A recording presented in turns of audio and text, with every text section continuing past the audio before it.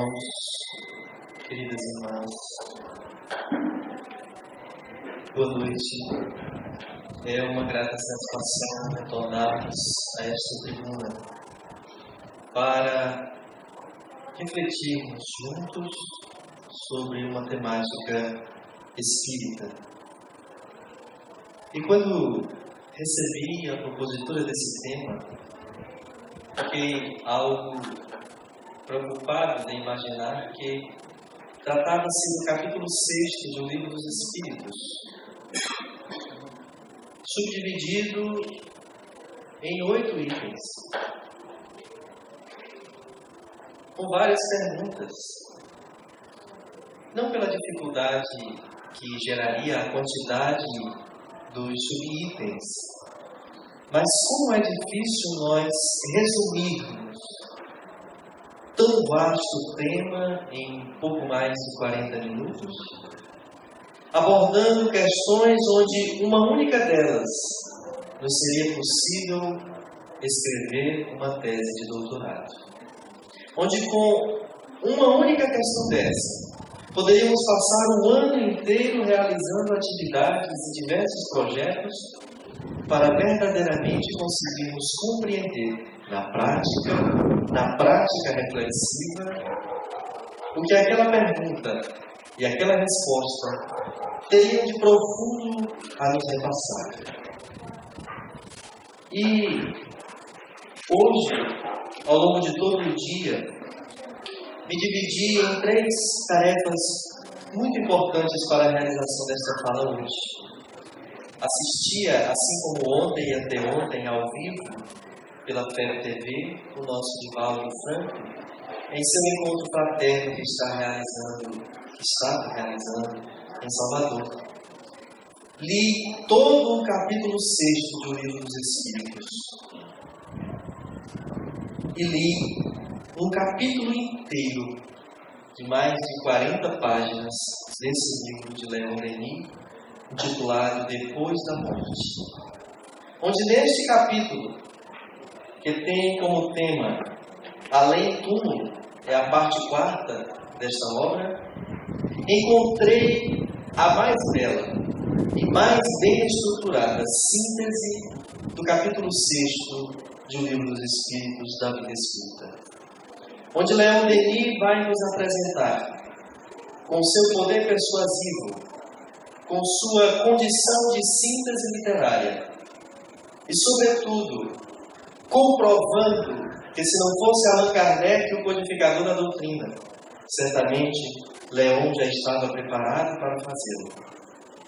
Vamos encontrar uma análise, uma reflexão tão profunda, que volvemos à nossa memória das vezes em que reabríamos uma vez mais o capítulo 6 do Livro dos Espíritos e dizíamos: mas eu já li sobre isso. O que ainda me falta aprender sobre essas questões que aqui Kardec tratará? Eu já sei como é, na condição de espírita, os espíritos no plano espiritual, que é a essência do que trata esse capítulo.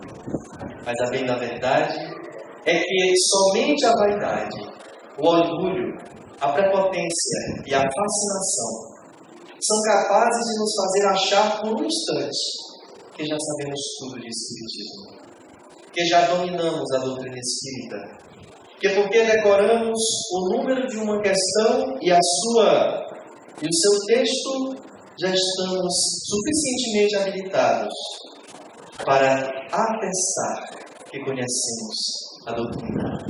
E a bem da verdade, a doutrina espírita é tão magnânima, é tão enobrecedora, grandiosa e complexa do ponto de vista da união de vários elementos, fatores e conceitos, que é impossível, numa única encarnação, num único estudo, uma única vez que se lê o Livro dos Espíritos, porque estamos há 1 ano, há 2 anos, na Casa Espírita desempenhando uma tarefa, já tenhamos aprendido e apreendido tudo o que está naquela Bíblia, tudo que está naquele vadimécum, tudo que está naquele dicionário de almas.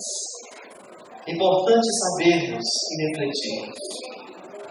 que a humildade se faz estritamente necessária para que estudemos a obra espírita, e em especial aquela em que, na parte dos prolegômenos, o nosso Allan Kardec vai dizer que a doutrina espírita está contida naquela obra.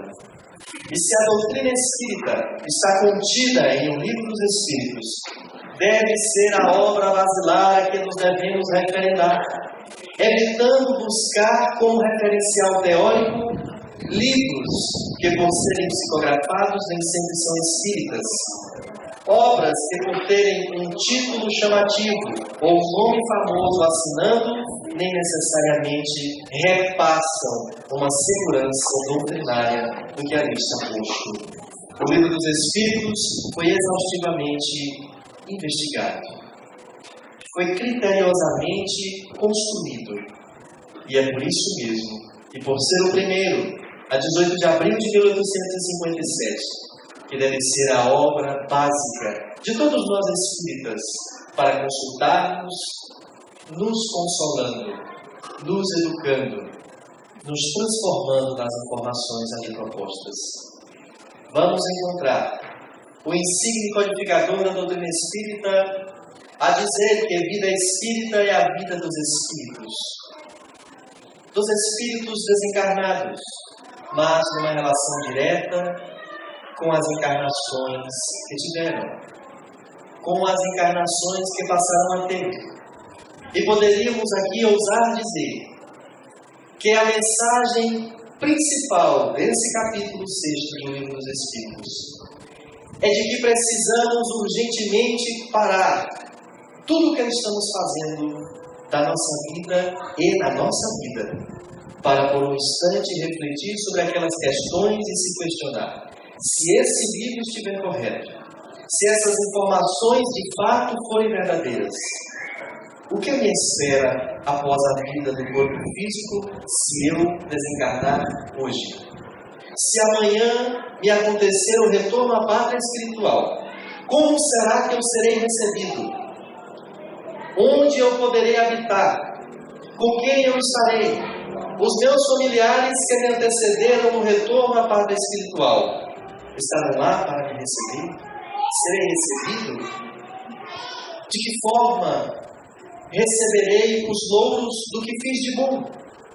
De que forma serei cobrado ou punido por aquilo que fiz de mal? A vida espírita, ou a vida do espírito, é a vida verdadeira. A vida na carne é uma estação, é uma passagem. Se olharmos para há quantos mil anos já existe habitação só no planeta Terra, vamos ver que 80 anos, 60, 90, 100 ainda é pouco para se vivenciar uma única existência. Quando falamos de imortalidade, é bem verdade que para compreendermos, fazermos a introjeção, seguido da introspecção necessária para os assuntos abordados nesse capítulo, se faz necessário abrir mão de alguns conceitos ou preconceitos que trazemos conosco, a fim de que aquelas informações, ao invés de confrontarem-se com nossas opiniões reformadas, possam nos apresentar um novo paradigma, e a partir das reflexões oportunas que a partir de então façamos, aí sim, perceber e aperceber do que sou e do mundo à minha volta.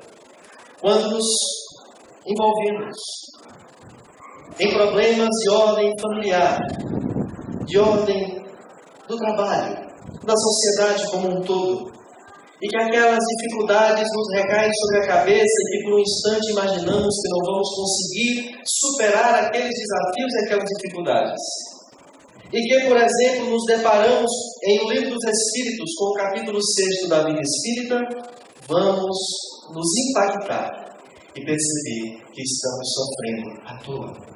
Estamos sofrendo por algo muito pequeno, se compararmos ao fator temporal, ou por que não dizer atemporal, da infinitude da vida.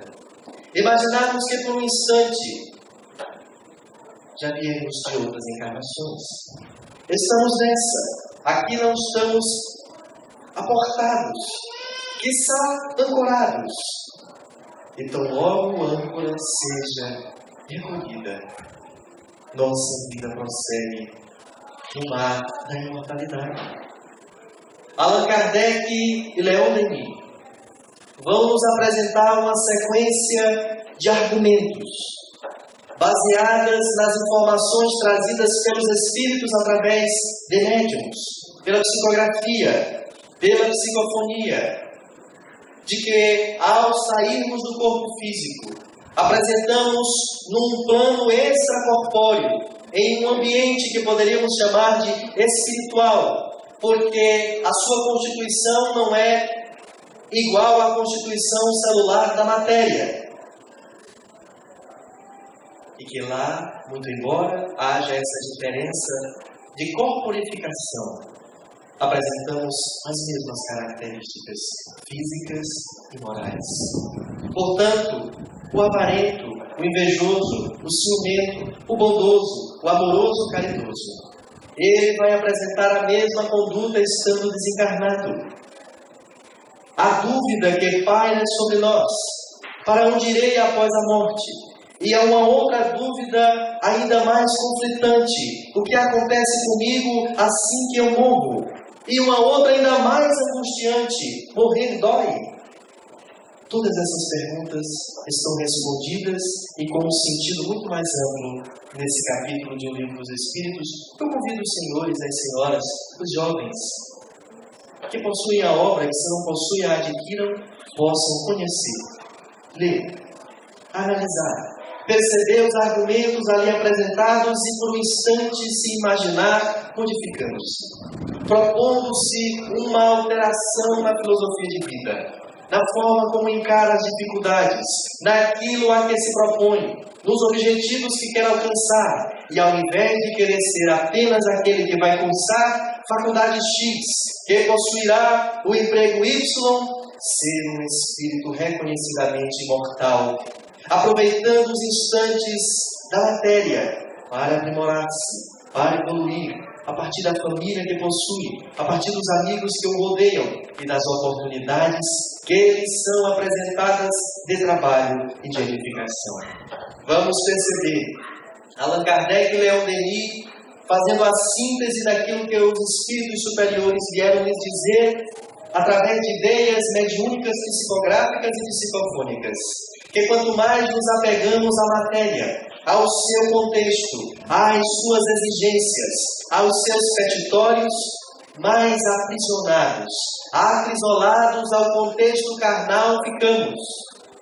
Consequentemente, assumindo uma postura materialista que nos impede de enxergar, de perceber, de aceitar, de conceber que há vida fora da matéria, que há vida noutros planetas, que não somente o planeta Terra fora criado e habitado e que os demais foram feitos tão somente para nos servir de vislumbre, de visualização. Estão lá, mas não servem para nada. Milhões de galáxias, bilhões de planetas, vários sóis, sem qualquer utilidade, sem qualquer motivo. Outra feita, refletindo sobre essa questão, eu ficava me perguntando por que essa informação deveria me consolar. Por que essa informação de que a pluralidade das existências deveria nos consolar? É porque nós deixamos a mesquinhez de olhar para o aqui, agora, e nos libertamos dos sofrimentos que estamos passando por agora, entendendo que o sofrimento se divide de duas formas: aqueles que são educativos, ao invés de punitivos. São educativos e que vieram da divindade para nós. As doenças crônicas, kármicas, aquelas das quais não poderemos nos libertar, que não alcançaremos a cura na matéria, porque elas vieram para nos resignar. Ela veio para nos fazer parar, ser humilde, saber pedir ajuda, reconhecer que em meio à prepotência e o orgulho que possui, uma doença invisível, de uma bactéria, de um vírus, é capaz de derrubar, ou de derrubar-me. É capaz de impedir-me. Quando muitas vezes eu digo, quero ver quem é capaz de impedir que eu faça coisa X, e algo invisível aos olhos, basta que interaja com o nosso campo celular para nos fazer ficar acamado. Basta que nós destratemos o nosso organismo. Basta que nós agridamos o pâncreas, para que, deixando de produzir a insulina natural do organismo, adquiramos a grave doença do diabetes. Isto vale também para o campo mental. Como alimentamos o nosso campo mental? De que nos alimentamos mentalmente? Se do que nós nos alimentamos são de notícias trágicas, de informações sempre belicosas, dos noticiários repletos de corrupção, vamos por um instante achando, supondo que o mal sobrepõe-se ao bem. Que todo o acervo de informações que as religiões apresentam estão no campo do ilusório. Continuam sendo meras promessas de profetas, mesmo a do Cristo. Que somente depois da morte, num céu qualquer, que não se sabe ao certo quem serão esses eleitos que lá chegarão, e que terão o devido consolo de tudo o que aqui passaram. É o que os Espíritos vêm nos dizer através do ensino codificador. A solução para os nossos problemas, a cura para as nossas dores, está em nós. Nós seremos os únicos capazes de nos libertar do mal que nos assola.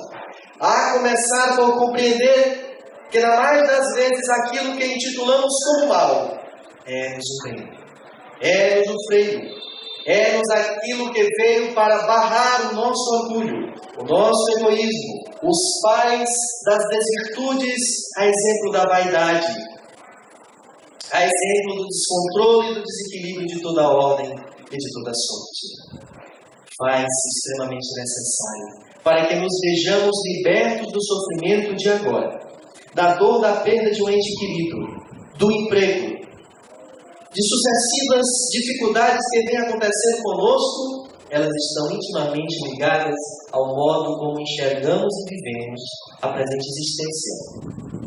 Uma vida inteira de 15, de 20, de 30, de 40 anos dedicados tão somente ao materialismo fará com que, ao chegarmos no plano espiritual, não passemos de meros seres desprezíveis. Pessoas que nada produziram, pessoas que nada foram capazes de construir, mesmo aqueles de altos poderes nos escalões que a matéria coloca como soberanos.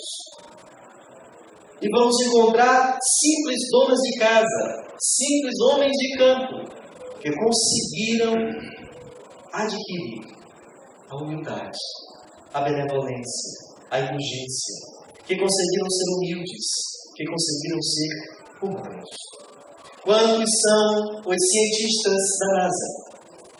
Os grandes homens da ciência, que por uma necessidade de reconhecer Deus, de vivenciar uma existência que esteja intimamente atrelada agora não mais ao sensorial, mas o emocional, vêm para serem lavradores, vêm para serem homens rudes, com um arcabouço intelectivo voltado tão somente para os serviços braçais, a fim de que seja aquele que precisa apegar-se ao santo, ao pastor, ao mentor espiritual, para, a partir de então, nessa jornada, reconhecer que existem forças espirituais que nos alimentam, que existem forças espirituais que nos direcionam, que nos guiam, que nos encaminham.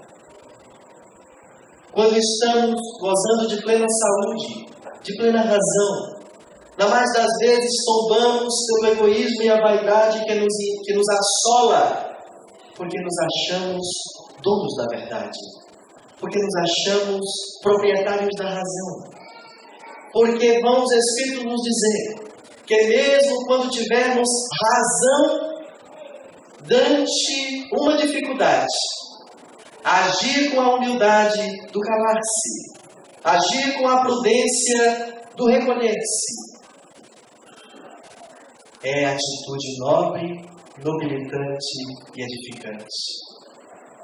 Nem sempre a resposta verbal, nem sempre a resposta da agressão física, essa muito menos, será a forma mais viável e mais cabível de se contornar a situação, de se resolver.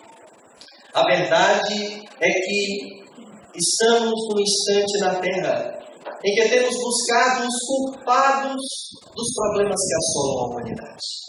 Dentre eles encontramos o dinheiro.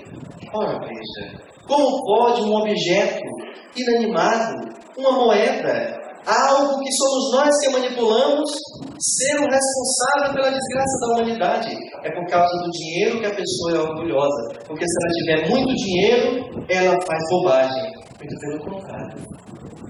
Não é o papel, a cédula, a moeda. É você, sou eu, somos nós. É a nossa conduta que faz com que sejamos ou não orgulhosos, egoístas, prepotentes, vaidosos. Muitas vezes precisamos reencarnar na pobreza dos recursos financeiros para aprender a reconhecer o valor do pouco. Na maioria das vezes, abusamos do muito. E abusamos do muito de duas formas. Usando em demasia com aquilo que é supérfluo, ou trancando demais por achar que a qualquer instante pode voltar. Esse abuso para mais ou para menos, que fazemos do recurso da moeda, nada tem a ver com o valor que ele tem. Se é real, se é dólar, se é euro. Tem a ver com a concepção que eu tenho de vida, de existência, de poder, de filosofia de vida. Quanto mais empregarmos recursos financeiros em bens materiais, mais vamos fincando pregos, travas em nossos braços no madeiro da matéria. Quanto mais investimos em educação para a alma, quanto mais investimos em estudos que nos edificam, sem deixar, contudo, de prover o necessário para a sobrevivência do corpo, dos seus, daqueles que de você dependem, resguardando-se para as dificuldades da saúde, mais bem vistos somos pela espiritualidade. Mais depressa vamos nos libertando do vínculo corpóreo. E que ao invés de estarmos desencarnados, nos apegando à parede da casa, aos objetos muito caros comprados para adorná-lo, ao tamanho do terreno, a sua localização e o valor que ele tinha, estaríamos por nossa vez, visitando não mais a casa, mas a família, para saber dos nossos, para ver no que se transformaram após a nossa partida. Kardec questiona aos espíritos se os desencarnantes assistem o seu velório. Ao que os espíritos respondem que na maioria das vezes sim, mas um tanto quanto perturbados sem entender ao certo o que se passa. Pergunta mais tarde Kardec aos espíritos se os desencarnados participam das reuniões de partilha dos bens. Ao que os espíritos dizem, na maioria das vezes sim, inclusive como prova de testemunhar o que ele fizera na educação dos seus. Quantos são os filhos que com os pais ainda em vida, mas que já estão numa fase de não mais discernir as coisas, já iniciam a divisão dos bens. Já iniciam a disputa pelo valor dos bens materiais. Na mais das vezes, porque foram educados para o materialismo. Porque foram orientados para estudar e ter a profissão que pague mais. Para estudar e passar nas primeiras colocações dos vestibulares. Para não misturar-se com aqueles de má vida. Basta no fim do ano fazer as doações de cesta básica, esquecendo-se da caridade diária no próprio relacionamento familiar. Hoje, assistimos cenários deprimentes, onde a hierarquia familiar já não mais existe. Por um conceito equivocado de que os pais de outrora eram muito agressivos com seus filhos, hoje vemos pais dominados por seres antigos em vestes novas, que manipulam perfeitamente bem a mente dos seus adultos e transformam-se em seres mesquinhos, acrisolados, que querem saber tão somente das vidas, das sensações materialistas, hedonistas, sem se aperceberem que estão caminhando para o niilismo. A filosofia do nada. Nada existe que não seja o videogame. Nada existe que não seja o brinquedo eletrônico. Nada existe que não seja a minha opinião, o meu querer e o meu interesse. Hoje assistimos ao deprimente cenário de pais responsáveis, adultos reféns. Reféns de uma mídia que às vezes, por interesses comerciais, na venda dos seus brinquedos, dos seus produtos, das suas obras, lançam na mente das pessoas a informação do acesso à tecnologia como forma de crescimento intelectual, esquecendo-se do contato, da harmonização entre os seres numa mesa, objeto criado por Jesus quando transforma-se em carpinteiro aos 14 anos de idade, para juntos conhecerem como foi o dia, a sua programação na escola, no trabalho, o que fizemos, o que faremos.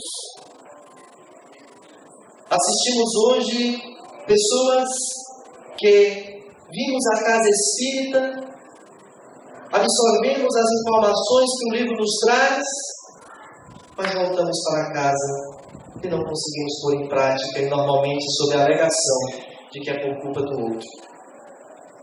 É por culpa da hora. É que hoje não deu. Amanhã eu faço. Mas não sabemos se amanhã amanhecerá para nós. Não sabemos se hoje à noite a lua estará para nós. Não sabemos se semana que vem, no meu retorno da viagem, ainda estará lá a pessoa a quem eu deveria pedir, informar, orientar. E vêm os complexos no pós-morte. E iniciam-se obsessões de espíritos desencarnados para encarnados que vêm com o objetivo de pedir perdão, de agora querer dar a educação que não pôde dar enquanto em vida, e por serem tão apegados aos contextos, e aqueles que ele deixou também, por sua vez, tão apegados, a perturbação que se iniciou de desencarnado para encarnado ganha similitude, passa a ser de encarnado para desencarnado também. A prece não fica como sendo um instrumento de referência, porque quando tínhamos a oportunidade de fazê-la, nos dividíamos para a TV, para o passeio, para dormir, para o jogo eletrônico. E não conseguimos estar juntos para evocar Deus. Vamos encontrar nas informações dos Espíritos uma informação muito interessante, impactante. Eles vão nos dizer que não conseguiremos, de modo algum, usar da nossa lábia materialista, da nossa perspicácia de agora, quando usamos da mentira para iludir o outro, no plano espiritual, para enganar a espiritualidade e tentar falsear ou diminuir o tamanho do impacto das nossas ações. O próprio Kardec, em seu ensaio teórico sobre a sensação dos espíritos, no mesmo capítulo, vai dizer o que tem de consolador uma informação que diz que, depois de tanto sofrimento na vida carnal, eu ainda encaro mais sofrimento na vida espiritual. O consolo é a informação de que eu posso alterar todo o meu panorama a partir do instante em que eu recebo essa informação, se em mim ela faz sentido, se é para mim ela tem um novo significado. Aí vamos encontrar a razão de Chico Xavier dizer a frase que após o seu filme ninguém mais esqueceu e quer usar para tudo na vida, inclusive para dizer que é espírita. Ninguém pode começar de novo, mas qualquer um pode, a partir de agora, fazer um novo fim. A partir de agora, fazer um fim para a existência presente, mas na verdade apenas um continuismo, uma continuidade daquilo que é imortal. A vida do Espírito que está presente neste corpo físico. Chega-nos um instante em que disputar e lutar pelas conquistas materiais já não faz mais sentido. É-nos chegado o tempo de também edificar as questões espirituais. Na casa espírita, vemos muito costumeiramente aqueles amigos que chegam muito aflitos, precisados de ajuda, e que a casa esforça-se por orientar e ajudar, mas tão logo veem-se melhores e já começam a desprezar o estudo, e já começam a desprezar as reuniões importantes para a aquisição da informação, sob a alegação de que eu já li esse livro, eu já conheço essa história, eu já ouvi Kardec dizer isto. E vamos nos achando autossuficientes em espiritismo, em espiritualidade. E na prática o que vemos são pessoas que na hora que a aflição lhes bate a porta, uma vez mais voltam a ficar trêmulas. Uma vez mais voltam a ficar chorosas. Uma vez mais voltam a procurar a casa espírita no desespero, e os espíritas, seja que hora do dia ou da noite, porque desprezam os instantes importantes de edificação da criatura humana na casa espírita e fora dela. Porque vamos encontrar em 1019 questões do Livro dos Espíritos. Todas as que são legitimamente necessárias para que nós nos melhoremos. Para que sejamos pessoas mais equilibradas. Para que sejamos pessoas que conseguirão fazer uso do bom senso, mas não o bom senso de uma ética profissional ou de uma ética da sociedade vigente, prudente a partir de uma ética cristã. Disse-nos Jesus que os seus discípulos seriam reconhecidos por muitos se amarem. E no cristianismo que vivemos hoje, eu questiono-me, como propositura reflexiva, nós outros cristãos que nos dizemos, somos discípulos, seguidores, apreciadores, torcedores, o que somos? Na categoria cristã, que subcategoria fazemos parte? Se ainda verdadeiramente não nos amamos. E demonstramos que verdadeiramente não nos amamos, não é quando não estarmos o tempo todo nos abraçando e dizendo eu te amo para qualquer um na rua, pelos nossos atos de desdém, o nosso ato de desconfiança, o nosso ato de desrespeito, pelo outro que esforça-se a realizar uma atividade e que desprezamos pela forma como estamos ali presentes assistindo, pelo outro que esforça-se para desenvolver um projeto e que por sermos absolutamente materialistas e imaginarmos apenas nos recursos financeiros que poderíamos empregar em outras atividades pessoais e que ali vamos perder, esquecendo-nos de quantos tesouros já amontoamos em nome do Cristo, arrecadando impostos e dízimos, edificando igrejas e templos o suficiente para caber alguns que continuassem a pagar, mas com aposentos de chão e ouro. O materialismo se verifica em nós quando nos juntamos para repartir uma dívida que deva ser atribuída a uma causa de Jesus, a uma causa espírita, por exemplo.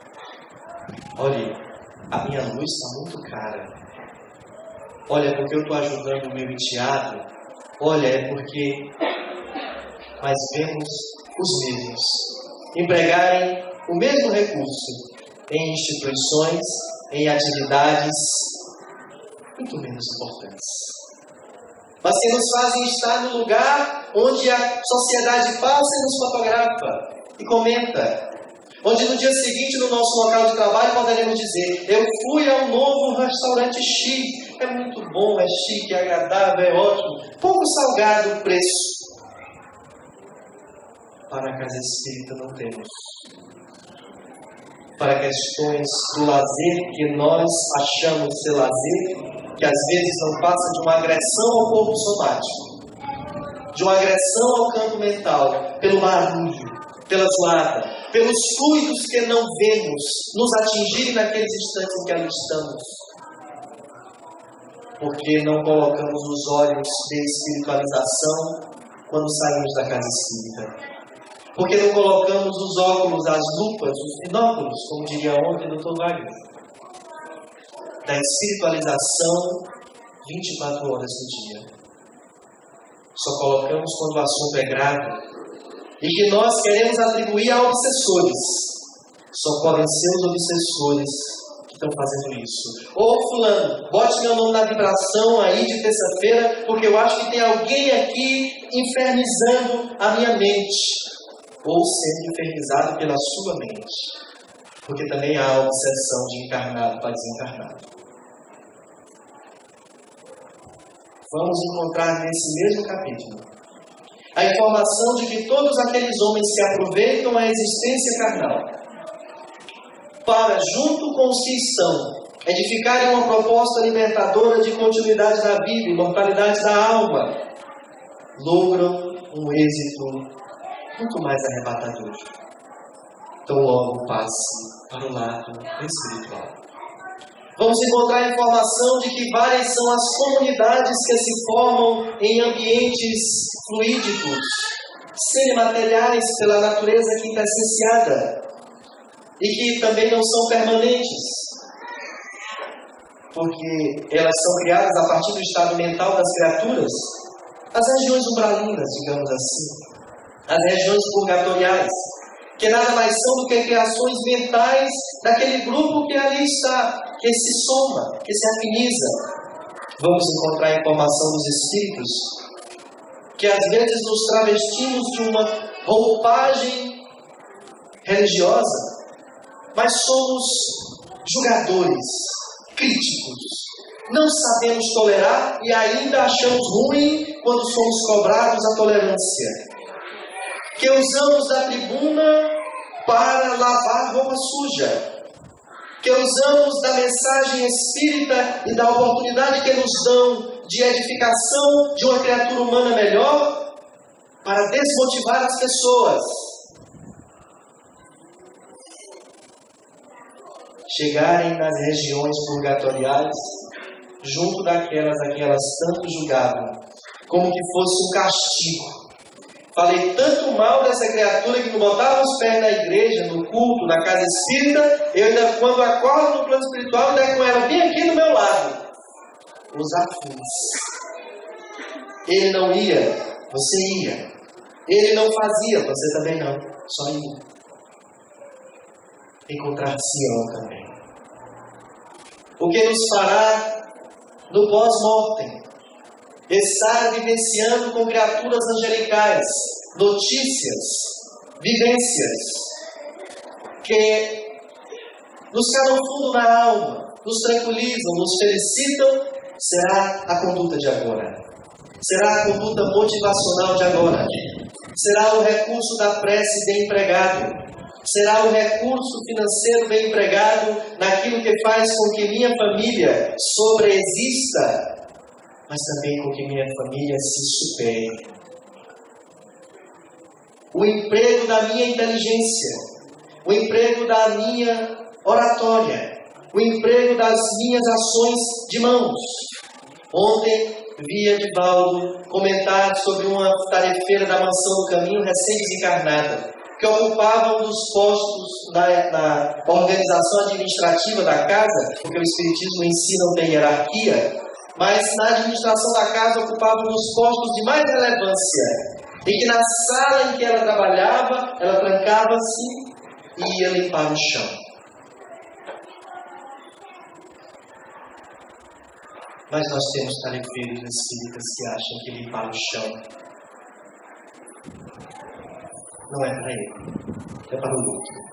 Não é para o escolarizado, é para o analfabeto. Não é para o diretor, é para o frequentador.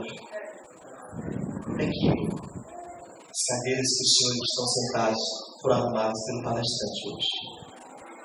A exemplo dos outros dias, de vários outros dias.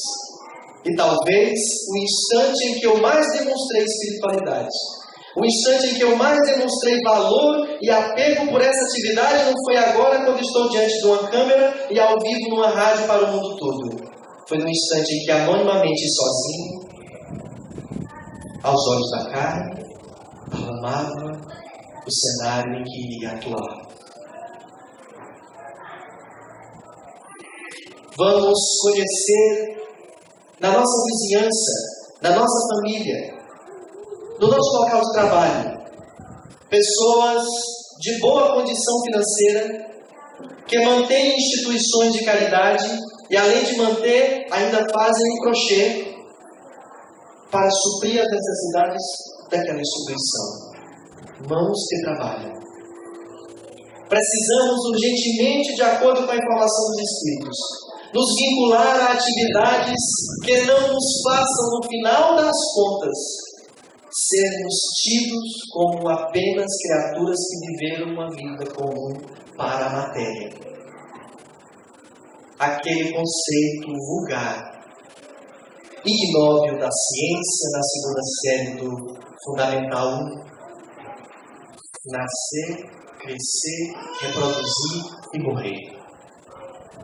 A doutrina espírita, como uma proposta didática, libertadora, verdadeiramente cristã, que assume o papel de consolador prometido, vai nos colocar neste meio desse processo ignóbil para dar-lhe sentença intelectiva. Edificar. Nascer, crescer. Edificar. Reproduzir. E não mais na condição orgânica de ser pai ou mãe, mas reproduzir também o bem. E morrer. Morrer para viver. Morrer para nascer. Morrer para chegar a um instante de crescimento espiritual, de retorno de uma viagem onde fomos aprender ou pôr em prática aquilo que aprendemos quando estamos num estado consciencial de visão, que a espiritualidade no Livro dos Espíritos vai chamar de erraticidade. A erraticidade é o estado consciencial e espiritual onde as criaturas desencarnadas estão, onde elas não são boas, nem são más.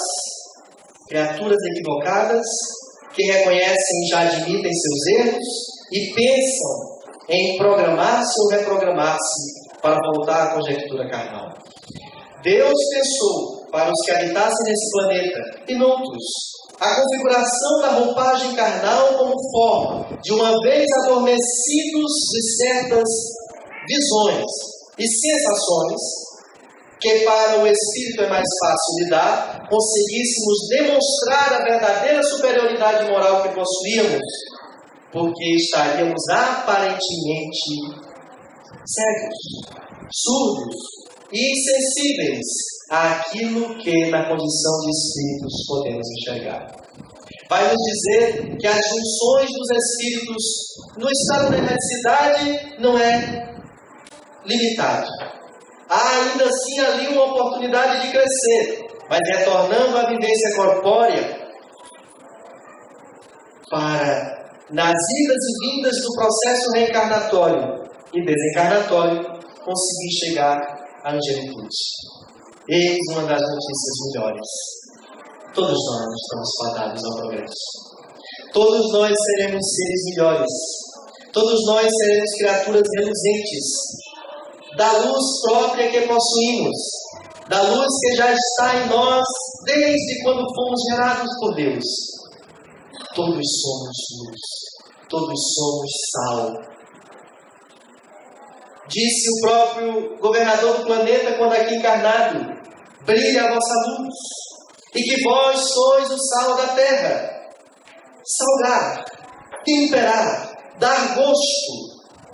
O nosso planeta precisa ter um sabor. Ele não pode ser tão insípido assim. Ele precisa ter algo a mais. E o algo a mais é a criatura humana. Porque a natureza já está aí, bela, e não depende de nós. Muito embora a sua preservação esteja intimamente ligada a nós, a nossa educação, mas ela não depende de nós para existir. Queiramos ou não, a natureza estará aí. Porque ela é também nossa geradora. Também ela provém de Deus. A natureza está aí para nos proteger, para nos alimentar, para nos cuidar, para fazermos crescer, intelectual e moralmente. A diferenciação que o planeta precisa é a criatura humana.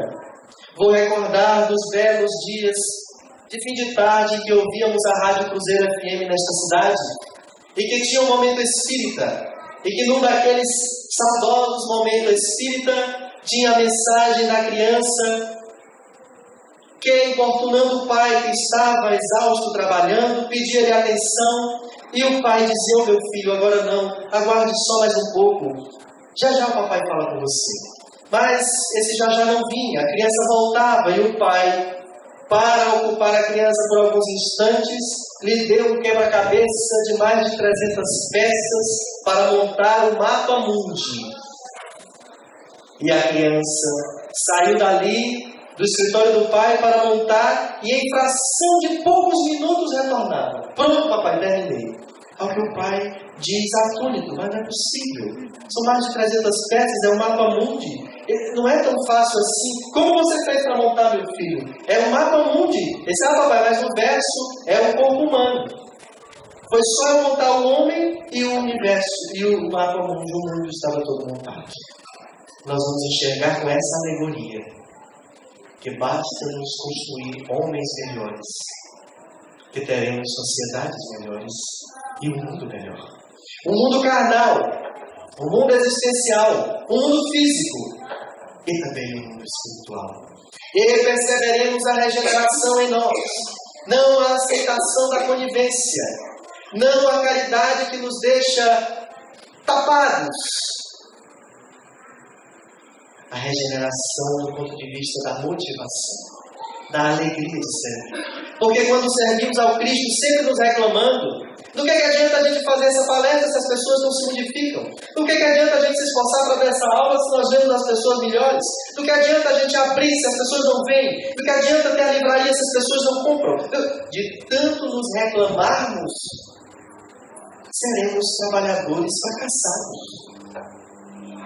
Porque deveríamos vibrar que hoje a justiça já nos permite ser espírita e dizer-se espírita. Porque já devíamos comemorar que hoje as pessoas já conseguem chegar até a casa espírita e ouvir, e sentar-se, e vir mais de uma vez na semana, e não só no dia do passe da mediúnica, também nos dias de estudo. Devíamos estar motivados para entender que agora, se não são os outros, já somos nós. os que conseguimos a compreensão da filosofia de Jesus. O convite de Jesus ao trabalho. O convite de Jesus ao autoaperfeiçoamento. O convite de Jesus à nossa automoralização. Quando nós estivermos cansados do trabalho de Jesus, estaremos demonstrando que ainda não compreendemos a sua filosofia.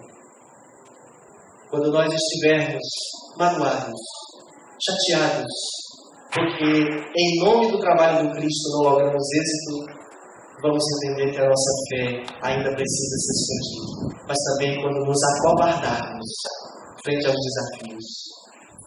Quando dissermos, não vamos entrar aí, não, que a gente não sabe onde está pisando, vamos estar negando, como Pedro fez. Pedro negou, porque teve medo. Medo da punição. E esqueceu-se que punição nenhuma na matéria é suficiente para descartar ou para superar os soldos que possamos vir a receber no plano espiritual. Não estamos convidando, a doutrina espírita não está convidando ninguém a ter aquela vida lá no tempo mosaico de caminhar em busca da terra prometida. A doutrina espírita está nos convidando a alterar a paisagem espiritual que enfrentaremos no nosso desencarne, porque nós caminhamos dia a dia para a vida do Espírito e não para a vida carnal. Nós estamos sendo provas cabais há milênios de que a vida física é superável, de que a vida física não é imortal, de que ela tem fim. Então, por que darmos mais emprego e valor àquilo que é de cunho tão somente da matéria, esquecendo-nos ou crendo por um instante, negando por um momento que não é a do Espírito a vida verdadeira? Meus amigos, meus irmãos, juntos, vamos, passo a passo, diminuir em nós a essência de materialismo que nos presente. Passo a passo, diminuir em nós as questúnculas que nos fincam os pés da matéria e que nos deixam de manter a cabeça no alto. Não do orgulho da vaidade, no alto da visão sistêmica, holística, de que somos corpo, perispírito e espírito. Que o corpo nos serve de vestimenta e é o mais frágil deles aqui, apenas para o mundo corpóreo. Que o perispírito é essa matéria quintessenciada, invisível aos olhos materiais, e que habita os estados de erradicidade enquanto não chegamos ao trânsito final da propositura da nossa vida, que é a da perfeição. E o Espírito é essa criação divina, feita de luz, onde, possuidora de uma consciência, está cravada a lei de Deus, e vem com um quê de sal para dar gosto. Aquela expressão do pai, da mãe, da avó, esse menino me dá gosto, essa filha me dá gosto. Jesus pede que os seus discípulos, que os seus seguidores lhe deem gosto de ver a sua propositura. Temos visto as mais duras críticas à nossa nação. Pessoas blasfemarem a dizer e chatear dos espíritas. Ainda creem que o Brasil é o coração do mundo e a pátria do Evangelho. Mas estamos falando de uma nação de 515 anos, que nasceu com a propositura de ser coração do mundo e pátria do Evangelho, porque uma nação, um território de 1500 não fora suficiente.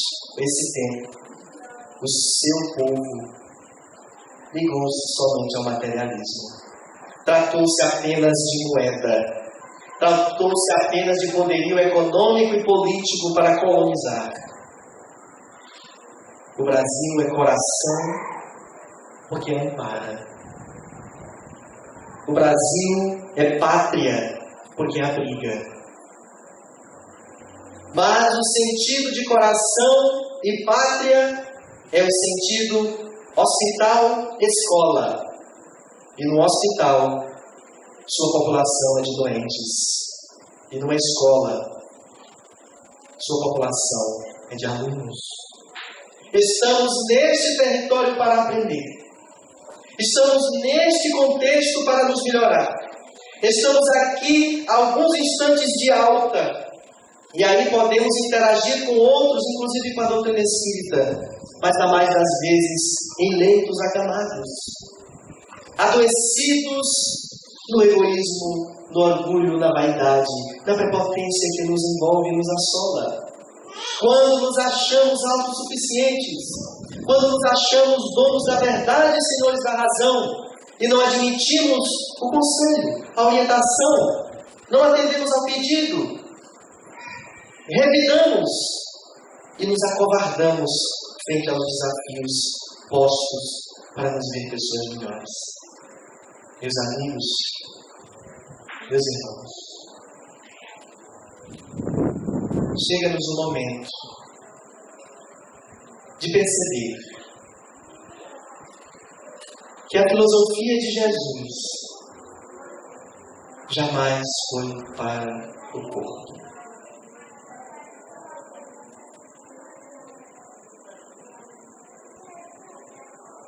A filosofia de Jesus é para os santos. A filosofia de Jesus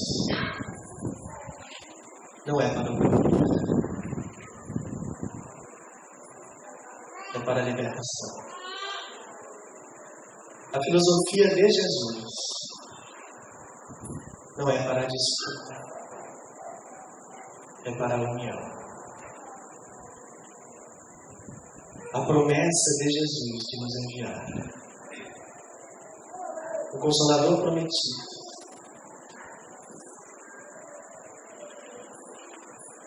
Não é para a edificação do templo de pedra.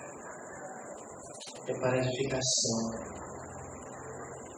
do templo moral. Muito já conseguimos fazer. Falando,